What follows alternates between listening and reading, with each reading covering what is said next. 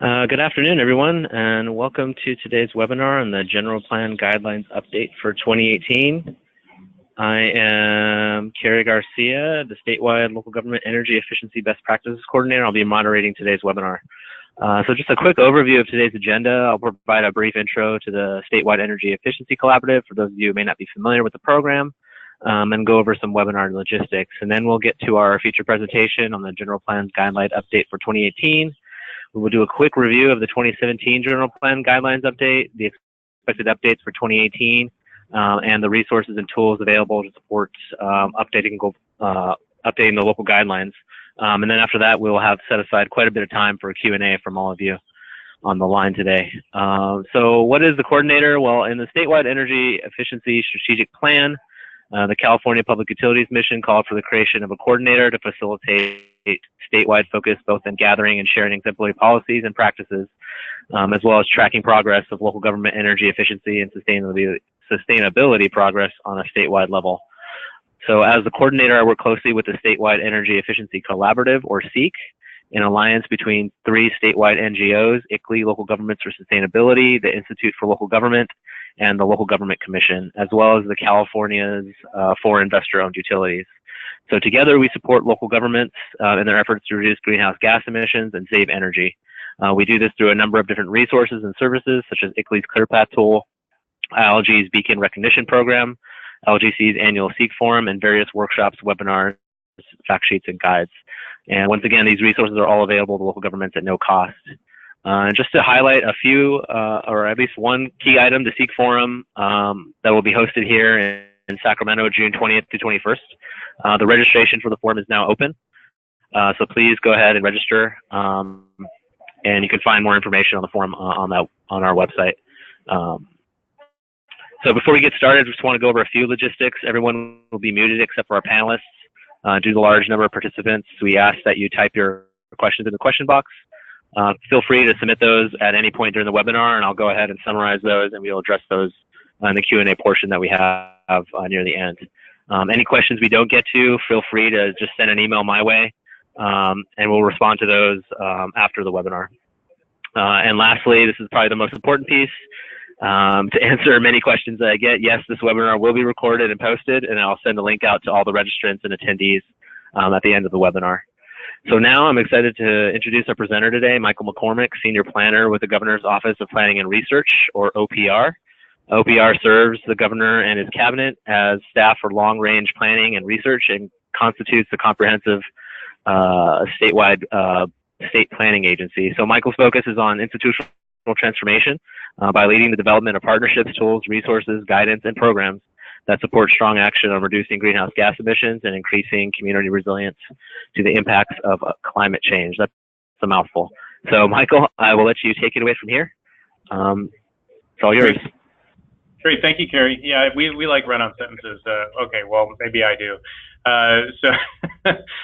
Thank you for that. Thank you for the invitation to speak with the CEQA. I've been to a number of the CEQA forums. Really, just think it's a fantastic venue for exchange of knowledge, and the work of the Energy Efficiency Best Practices Coordinator is obviously really important to our mission in California on reducing emissions and creating resource efficiency. And I think those are a couple of points that are highlighted in the new General Plan Guidelines. I'm excited to share with you the updates from the 2017 General Plan Guidelines and then what's coming for 2018, because obviously if we've finished a General Plan update, that means we need to immediately start doing a General Plan Guideline update. I think anybody working at the local level understands that dynamic. My contact information is on the screen. I am available and ready to support anybody who's working on guidelines and how it connects to other efforts. We also have Elizabeth Baca, who's on the OPR staff here, as well as a health advisor, and she's actively working on the General Plan Guidelines as well, and I'll point out a couple of points where you can interact with her as well for questions and understanding how the work that she's working on might interact with your efforts. And Kerry briefly outlined a little bit of what we do at OPR. We've got a lot of statutory mandates that line up really nicely with the General Plan Guidelines, and we work across state agencies quite a bit, and really try to figure out how do we help support state agencies working with our local and regional partners. And Strategic Growth Council, the new Integrated Climate Adaptation and Resiliency Program, and the CEQA Clearinghouse are all important functions that we interact with here at OPR. A little bit of background on the general plan guidelines. Every city and county in California is required to have one. OPR is required to provide guidelines for cities and counties on those general plans, on how to develop them, linkages to the statutory requirements.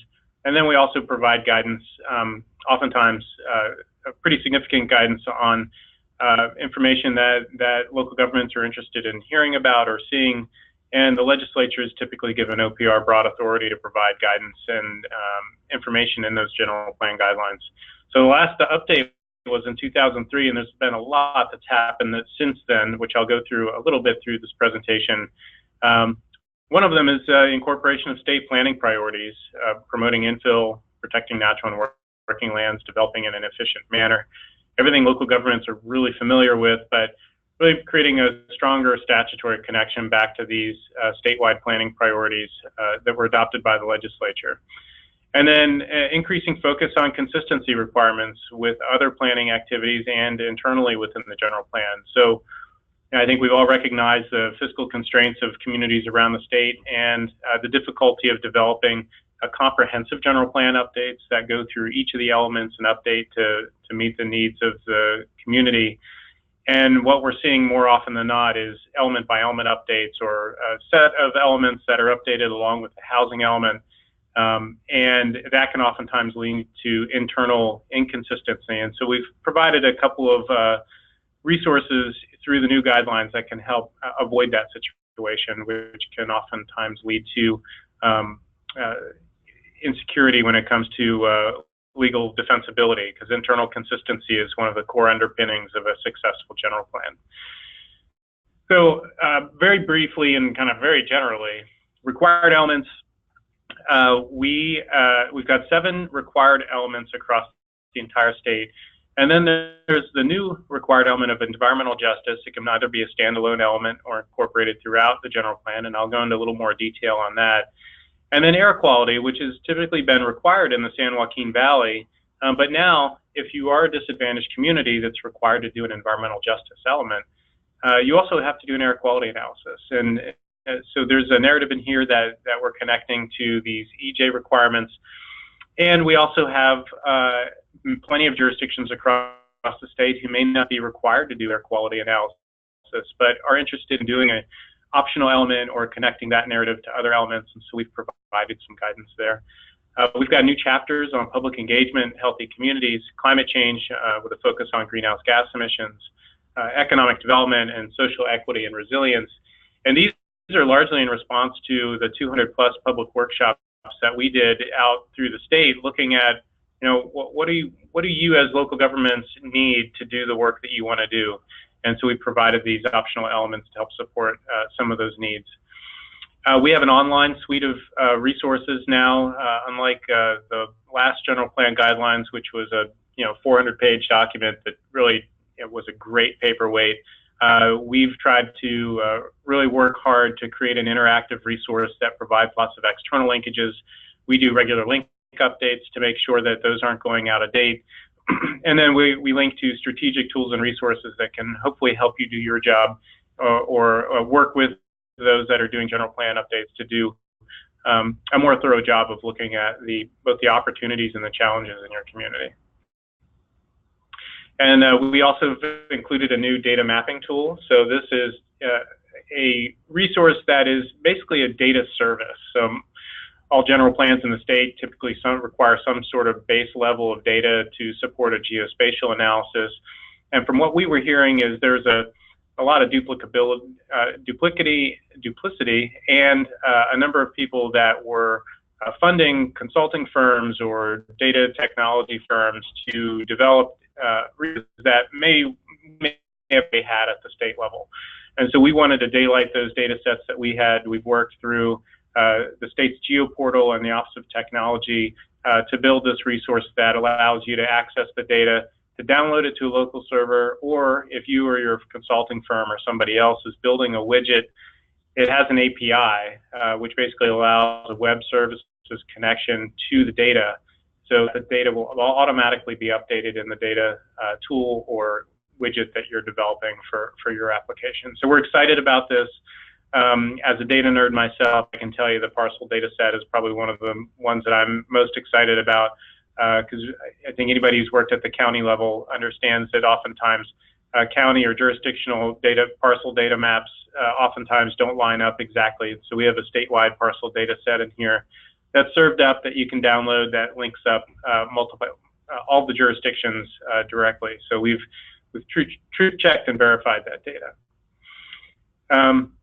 Urban Footprint is another resource that's currently recently become available. It's been in the process for years. The Strategic Growth Council funded its development, and it's now available for all California jurisdictions for free as a result of some external funding that came in. This is a slide from a presentation I did to the public health community, but similarly, it has modules for other sectors as well. So if you're interested in that, take a look at it. And that's hosted on the SGC website and a number of others. All this information, by the way, can be found by going to the OPR website, opr.ca.gov, and going to the general plan section. In California, I know this group is working on climate change and energy, renewable energy, energy efficiency. We have our 3 buckets of climate policy in California: reducing, preparing, and researching climate. And that's largely how we capture the discussions on climate in the general plan guidelines. And with all of that going on, we also are thinking about the future. And in 2050, we're going to have at least 12 million more people here in California. We've got about 39 million people now. We'll exceed 50 million by 2050. And knowing the resource constraints we already have, we really want to get ahead of that. So we've provided some of this context in the general plan guidelines, and trying to ask people to think further out and particularly on the climate side of things, think beyond the typical general plan horizon year, because climate change is going to be affecting us long beyond that. And we're not dealing with an environment that's in stationarity anymore. It's a shifting environment. We have to think about that as things move forward. And at OPR, we do an annual planning survey and trying to track and identify progress on reducing emissions and addressing climate change. And we've made good progress over the years on the adaptation side of things, so a little less progress than our greenhouse gas emissions work. But we also know that the statutory obligations around greenhouse gas emissions went into effect long before the statutory requirements around adaptation. So we're tracking this, seeing how it's going, but we're optimistic they'll catch up. And through programs like CEQA, we can support the work of local governments throughout the state in meeting some of those mandates. This is just a slide showing through the annual planning survey where some of the information on climate change is addressed in the various elements. And not surprisingly, the land use element is one of those that it's one of the more important elements of the general plan guidelines, but currently really doesn't capture much of that narrative. And the conservation element, contains more on the greenhouse gas emission side, as does air quality. But really, when we see the spike on dealing with greenhouse gas emissions, it's in a separate climate action plan, as is the adaptation narrative. So it'll be interesting to see how this shifts over time based on the new mandates that are in place and how things move forward. So the general plan guidelines, we did really significant outreach on this over the past 6 years. Interacted with pretty much anybody in the state who works on planning related issues and topical elements that are addressed in the guidelines. We've had 200+ public workshops, and we've included completeness checklists for all of the statutory requirements, correlation charts for each element, so you know when there's a statutory link or just a suggested link as a practice. Recommended data tables. There's a policy language for each element and an appendix that incorporates all of that example policy language. And then linkages and external linkages, both internally and externally. And all of this stuff is new for this version. These weren't included in the 2003 version. So it starts off with the introduction section, basic roundup of legislative updates, links to tools, example policies, and then we talk a little bit about how we've coordinated with other efforts across the state. And on the climate side of things, we've worked closely with the team at CalAdapt, the Air Resources Board scoping plan. If the local action section in the scoping plan, you'll note, is very similar in narrative to Chapter 8 of the General Plan Guidelines, which talks about greenhouse gas emissions reductions. They lean on each other. They're co-beneficial. The State Hazard Mitigation Plan and how it informs local hazard mitigation plans and the connection to the safety element, the Safeguarding California Plan, climate change research, other points. We all understand that local governments are an important, really critical to the success of any policy initiatives at the state level on climate change and on land use. So, obviously empowering local communities around the state to make good decisions and making it easy to make those good decisions is kind of where we are. And we also added a chapter on what a vision for long-range planning might be coming out of a general plan process. Basically, how do you develop a general plan, why it matters?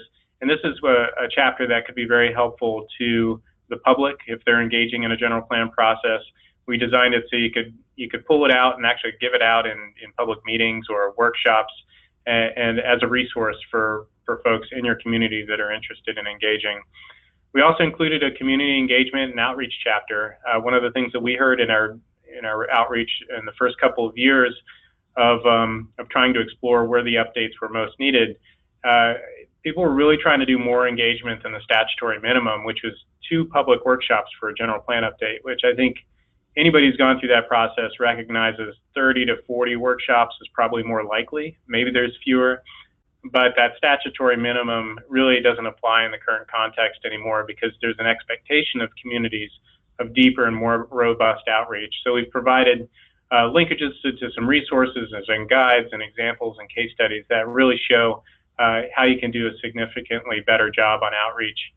And I'm really thinking more toward leaning on the side of empowerment and interconnectivity and engaging your community in a more collaborative way versus the traditional, 1980s style of planning, which is, standing in front of a crowd and letting them know what you're doing. That's really not where the expectations are nowadays. And so really engaging with our communities and supporting them in their inclusion within the process. The land use chapter, there are some significant updates here, including a better narrative on form-based codes, examples and narratives of land use maps and diagrams to meet some statutory mandates, thinking about infill, school siting, and school districts aren't required to meet local zoning, so that's been an issue over the years that has resulted in urban sprawl and consumption of farmland. And so really trying to provide some guidance on how to better engage your school districts, and school districts can better engage local governments in school siting efforts and in the general plan process. Military land use compatibility, we've been working quite closely with DoD over the past few years to develop some great resources here. So there's a new narrative there for those folks that abut military installations. And then we also have really significant goals around waste management and diversion, and so we've provided some additional information there. And there's also the traditional narrative in land use on the importance of siting, when, where, how, and why, considerations you should think about, including climate impacts. And this is just a snapshot of the California Advisory Handbook for Community and Military Compatibility Planning.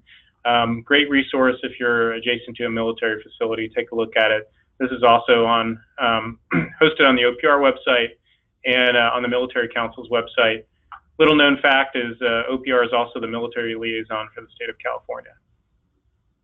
Circulation, obviously, if you've all been paying attention, this is a big deal. And on the greenhouse gas emission space, transportation has come to the forefront as really one of the primary ways we can reduce emissions really quickly by changing land use and decision-making around how we think about transportation in both the environmental setting and operationally. So we've provided updated guidance on level of service and vehicle miles traveled, including a context with the changes that are going through the process in the California Environmental Quality Act via SB 743, which you may have heard about. There's extended discussions on the relationship to land use. So circulation and land use, a lot of times those elements are combined in general plans because they work so closely together. So we talk about that as well. And then increased discussions on parking, active transportation, complete streets. We've got a narrative on autonomous vehicles that we're building right now for the 2018 update. And we're excited to incorporate that a little bit more actively. And as the CEQA process moves forward on the SB 743 work, changing the environmental metric from a level of service to VMT, we'll also be augmenting the general plan guidelines to respond to what comes out of that process. Housing, this is a big one, and we acknowledge that this is a little out of date at this point. As we were publishing this version of the general plan guidelines, the housing package moved forward in the legislature last year and resulted in some really significant changes to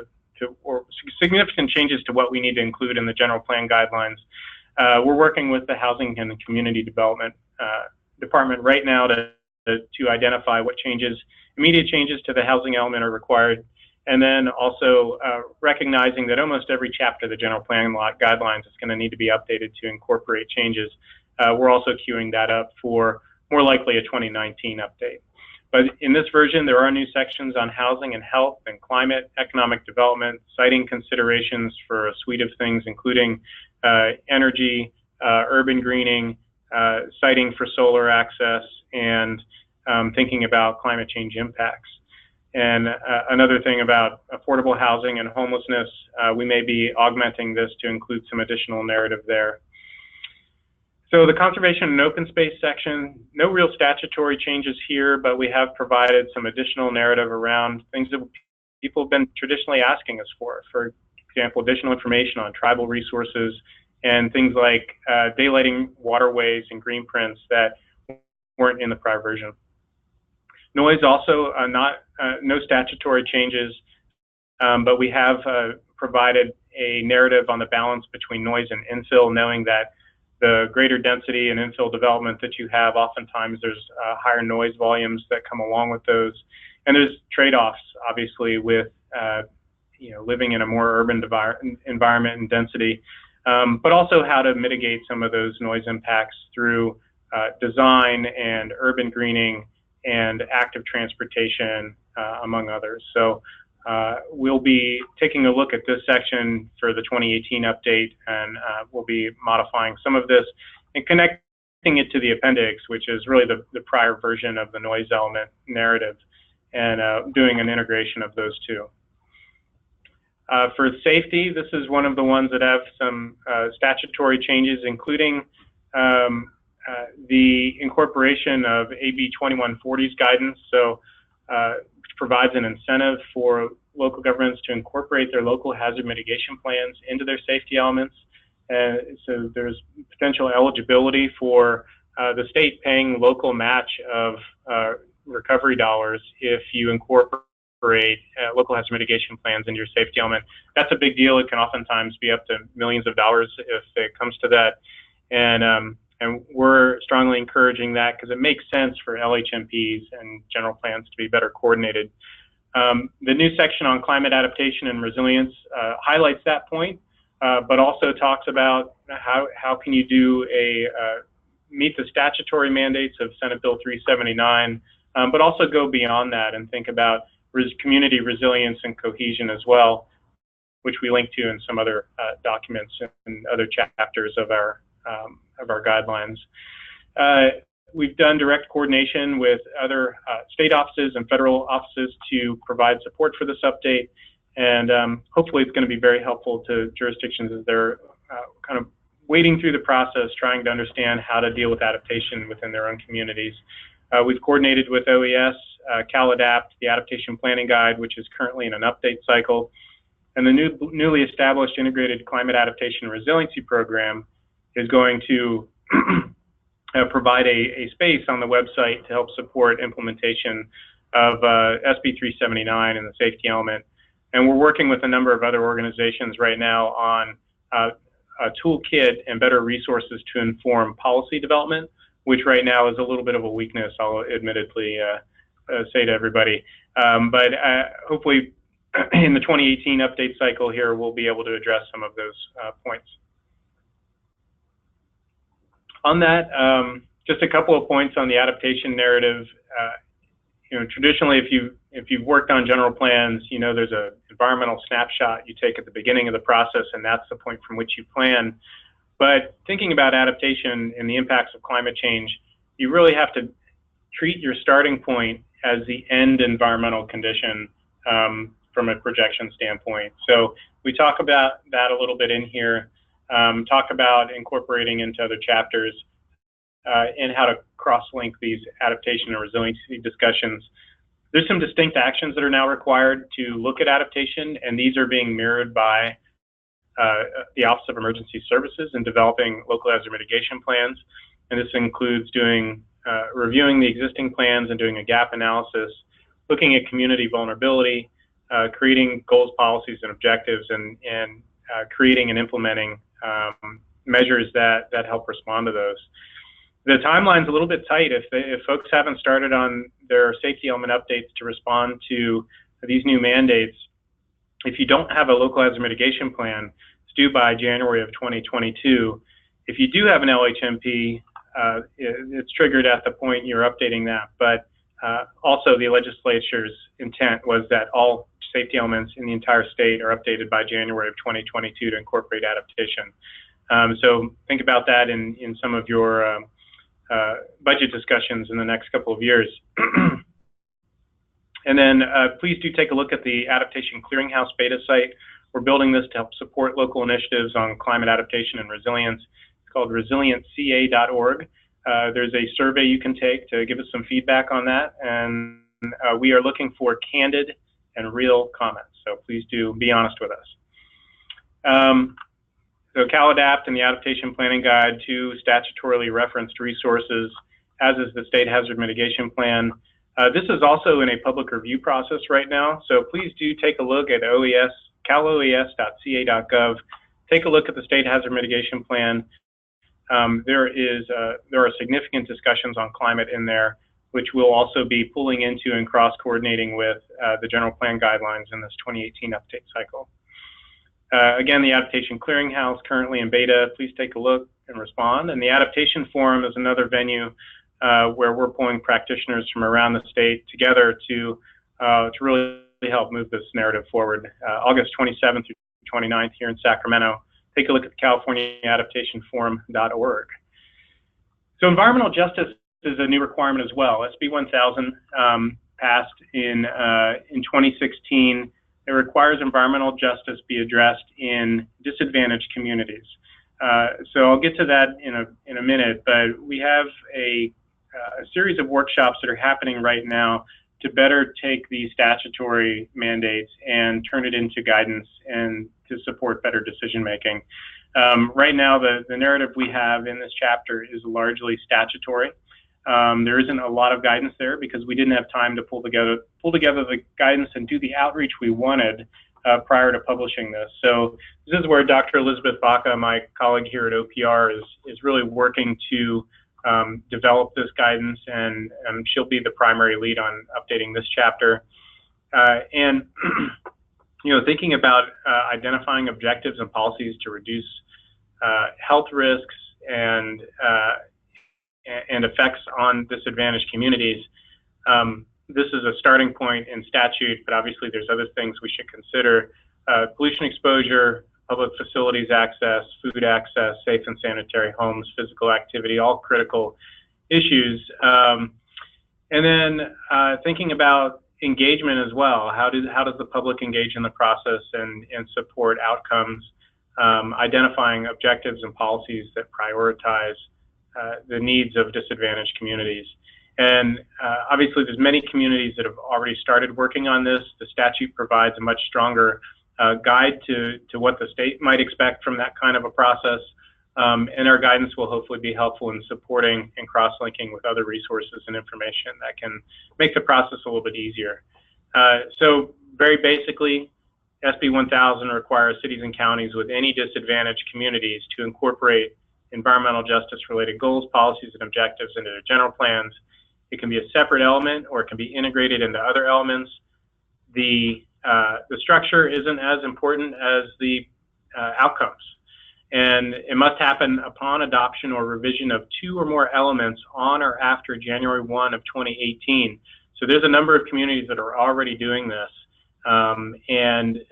Dr. Baca is providing guidance to those communities on an ad hoc basis. If you're going through one of these processes, reach out to me, or Elizabeth's emails at the end of this presentation too, and she's happy to engage with anybody who's working on these as well, to understand what your needs are, but also to provide guidance on how to go forward in a relatively straightforward process. And one note on this, 2 or more elements, pretty much whenever there's a housing element update, that's going to trigger an update on the environmental justice side, just because a housing element oftentimes spurs an update to land use, circulation, safety, air quality, or other element.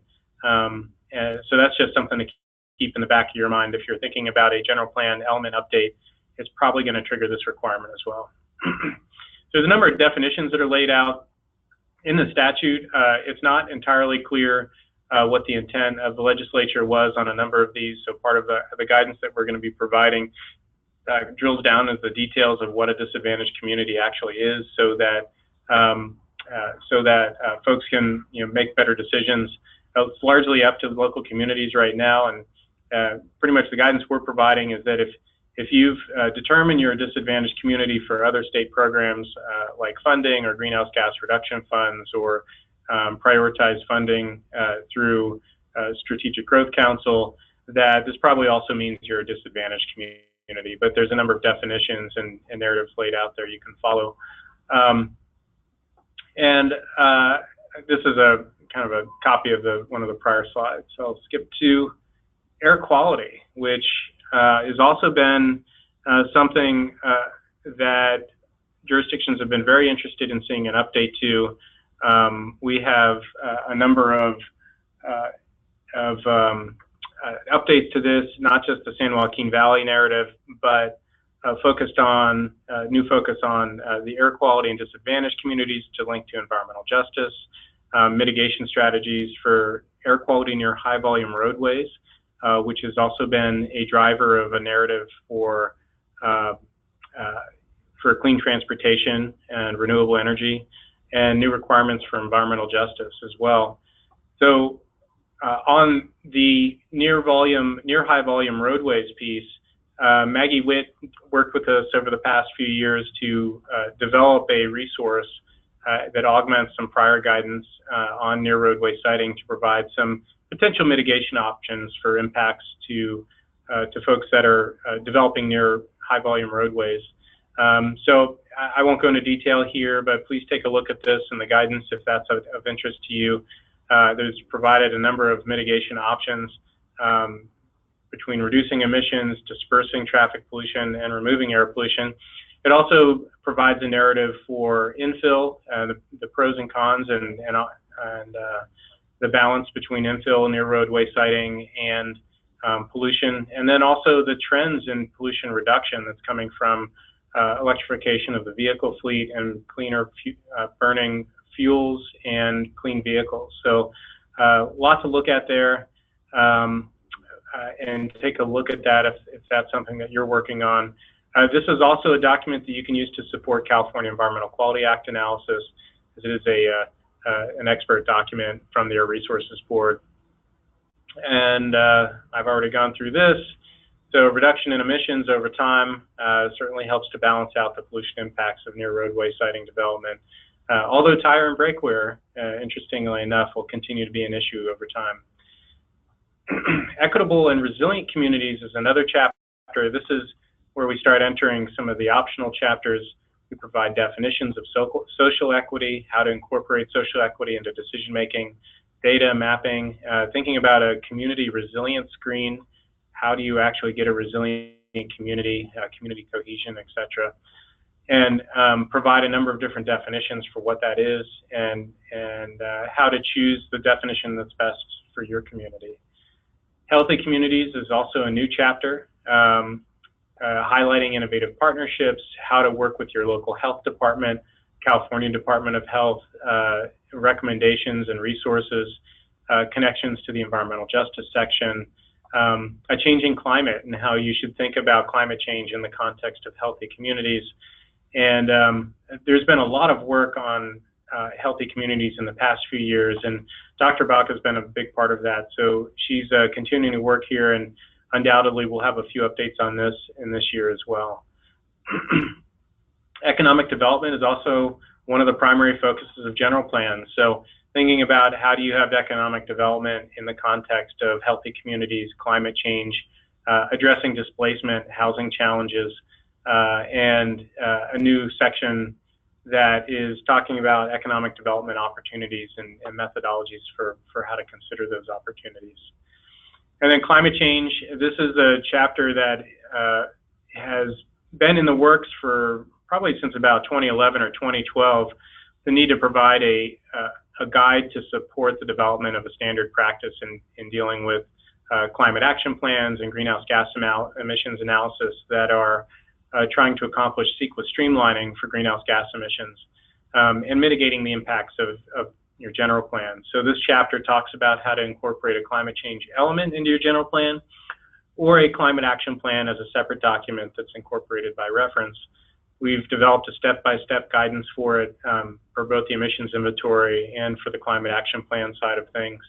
And we've provided supporting information and lots of different resources and linkages. And a plan to address emissions, this is directly out of the CEQA statute 15183.5b, but we've added a page or two of narrative for each one of these sub-items between inventorying, setting a target, forecasting, establishing reduction measures, monitoring and amending over time, and adopting in a public process. So we've worked with ICLEI and SEEK on the ClearPath tool, which is now available to all jurisdictions across the state for free, to also reflect the methodologies and recommendations that we've provided in the general plan guidelines. Likewise, you also see a lot of similarity with the Air Resources Board scoping plan. And local implementation is important as well, and this is where we talk about how to connect the dots back to your climate action plan. Partnerships are more critical than ever at achieving success in implementing your climate action plans, your general plans, etc. We worked with the Local Government Commission to support the Civic Spark program. We worked through the Alliance of Regional Collaboratives on information and support of the regional work and the work that they're doing to support local work. And we work across the international community, and we're bringing in case studies and work that's being done globally to help support our discussions on policy here in California. On the implementation chapter and the CEQA chapter, these were also critical to update to reflect changes in expectations around zoning. We've got an update that'll be happening this year on zero net energy and potentially a discussion on zero net emissions, which we'll also be including in some of the other chapters. We worked with the Coastal Commission to better expand guidance in coastal areas and sea level rise as well. Financing tools for infrastructure is another section we've added, and then detailed guidance and updates to case law for the CEQA process. We've got lots of policy examples in here collected from around the state. And so in 2018, we've got a few things coming up, including expanded water and land use guidance, expanded guidance on environmental justice, updates to the greenhouse gas, climate change, and adaptation sections, additional implementation discussions on ZNE and the Delta, which has unique requirements for processing general plan amendments, and then specific plans guidance as well. We've got case study going on in an ongoing manner. We're looking for great examples of general plans and general plan elements. If you know of any out there, let me know. And those will be going on the OPR website. In coordination with Civic Spark, we are also doing regular annual batches of case studies using the Civic Spark members' work across the state. And then, of course, continuing to work with state agency to incorporate their guidance and recommendations. And I think one of the more important pieces that people maybe don't just from reading the guidelines, you may not understand how critical they are in some cases to state funding programs. So eligibility for state funding programs can oftentimes be linked to an updated general plan. And if you are responsive to some of the policy mandates, it may prioritize your work at the local level as a funding opportunity. So we've provided some contacts there, and we'll also be providing some additional information in this 2018 cycle. So I've included a number of the links I've referenced throughout the presentation here, and obviously Carrie's going to go through and send this out to everybody or send a link to it, which is great. Elizabeth and I are both very much available to you and the work that you're doing out there. Would love to take a few minutes and just chat about what you're experiencing, what your needs are, and how we might be able to support you. Excellent. Thank you, Michael. So I have a few questions, maybe to start us off, and everyone else feel free to shoot your questions your way through the chat box there on the side of the GoToWebinar tool. But I guess my first question, like a few of the examples you had mentioned, you can do it either standalone or do integration. Are there any pros and cons to that? Is one superior to the other? Is it kind of dependent on, each, I imagine it's dependent on each local jurisdiction's, capacity, but maybe if you have any guidance on that. Yeah, absolutely. And I think there's pros and cons to both. Looking at a critical issue, for example, climate change adaptation in a vacuum and just the safety element. Even though that's the only place it's statutory required, it wouldn't make sense to just talk about it there. So integrating it throughout, even though it's not required, is something that's important. And with the environmental justice discussion, for example, environmental justice really should be a holistic discussion about how it interacts with other elements, the connections between elements, and how each of those elements will support environmental justice. That being said, what we've heard, the folks that are moving forward on this now are really thinking about both inclusively including environmental justice while also developing an environmental justice element to capture the more significant narrative of how it's linked between the other elements. We've also seen this as standalone climate action plans. They really talk about the importance of integrating climate change into all the elements of the general plan. I think one process consideration is that if you update, if you do a wholesale inclusion of a topic across all of the elements, if you wanted to update that content, it would require you opening up multiple elements. So if you did a standalone element, then you're really just talking about that one element. So there is a process consideration there and some pros and cons to choosing that. But that's a great question. Thanks, Gary. Awesome. Yeah, and I guess we see some questions coming in, so I won't take too many. But my next question is related to the CalAdapt tool. I have some experience with that, and I've seen it. And it seems like it could be a pretty useful tool as far as understanding what some climate projections are for my region. Let's say I'm trying to plan around a Z&E district or some kind. I want to understand extreme heat, or maybe I can use it in my greenhouse gas inventory tool. Can you talk about that? Maybe the two ways, or maybe the different ways you can use that CalAdapt tool in local planning? Yeah, well, there's a couple different ways you can use it. And there's really, CalAdapt was originally designed as a visualization tool for California climate research. And what we found out that the user case was actually a little different from what it was originally designed for. And local governments were actually using it to visualize for local land use and policy decisions. And so this last version of the CalAdapt update, we actually reflected that in the update cycle and are connecting it actively to the Adaptation Clearinghouse and to the general plan guidelines. And SB 379, which requires adaptation in general plans, it actually statutorily references CalAdapt and the Adaptation Planning Guide as resources that should be used in this process. So it's really a critical part of how local governments should be looking at climate impacts. But there are a lot of other things you can do with it rather than just laser focusing on accomplishing statutory mandates via SB 379. You could also take a look at it and matrix it with other information. So CalAdapt could be combined with output from EnviroScreen, or CalAdapt could be used in coordination with the MyPlan tool from the Office of Emergency Services, or other local data. And so in this last update for CalAdapt, we've also included an API so that, and a download function. So if you want to take that data, pull it into your local server, or build a widget that incorporates that data into it, you can do that. And so it becomes a really powerful tool to connect with other data that you're using. And in the context of a general plan update, makes a lot of sense to connect the data that's in CalAdapt with the data that's feeding into the general plan process. Awesome. And I noticed it looks like on the website, I'm just taking a peek right now, there's a long drought scenario. Can you talk about that a little bit?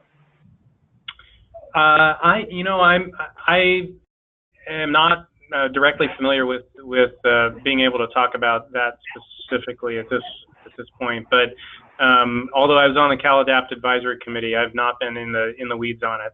I think that one of the things you could do, Carrie, is think about bringing on somebody from CEC or UC Berkeley who's been working on CalAdapt, and they could actually do a walkthrough for the group, because it's an amazing tool. It's got a lot of usability, and being able to understand some of the nuance and how it can be used would be really important. But I'm probably not the best person to talk about that. All right, no problem. It actually says coming soon, so it looks like it's a new piece, but that's definitely a great idea to engage the CEC and UC Berkeley to talk about this tool. It looks really awesome. So I'll jump to a question from the audience, or we have a few here. One of them, are charter cities subject to the same statutory requirements listed in the presentation, or are there differences for charter cities? Yes, this question's come up a couple of times, specifically around SB 379 and SB 1000, and they are required to implement general plan statute, and these are captured in general plan statute. So there aren't any exceptions there. Excellent. Okay, and this is a longer question here, so I'll try to get through it in pieces. Will or has OPR provided guidance or aware of guidance from other agencies on how requirements in SB 1000 and AB 617 relate and or will be coordinated? And then a little background here. It says AB 6. Well, let me just jump this real quick. It says AB 617 requires the development of community emission reduction plans in communities with high exposure to air pollutants and contaminants. I'm not sure if that crosswalk has been done yet. I imagine that Dr. Baca has been working on that, but I can loop back and get an answer for you, Carrie, that you could share with the group. Excellent. That'll be great. And then the last question that I see here, are tribal governments required to implement general plans, or how does OPR engage with tribes in that manner? Tribes aren't required to implement the general plan guidelines, but what we found by talking with our tribal partners is that they tend to use the general plan guidelines as a resource to inform local land use planning. And we highly encourage that, and we're also very helpful, I don't want to be presumptive. I know we're very helpful, but we're happy to help in supporting that kind of planning effort. We also do tribal outreach for a number of other things as well, and we can combine some work to support our tribal communities. So if there are questions out there about how to use these in context to tribal governments, we're happy to talk with folks. Excellent. Okay, this is great. I don't see any more questions coming through, so I think we will go ahead and wrap up from here. All I can really say is thank you so much, Michael. I know there's probably a lot of information for people to digest, so I'm sure there might be some questions along the way, but this last hour has definitely been really informative, at least for me, and I'm sure for many others on the line. So thank you, Michael, and thank you to everyone who was able to participate in the webinar today. I hope you found it worthwhile and valuable. Just as a reminder, the webinar recording and PDF of today's presentation will be sent out to all registrants via email, probably shortly after we get off the line here. And that will conclude us for this webinar today. Thank you once again for joining us. Hope you all have a wonderful day. Thanks, everybody.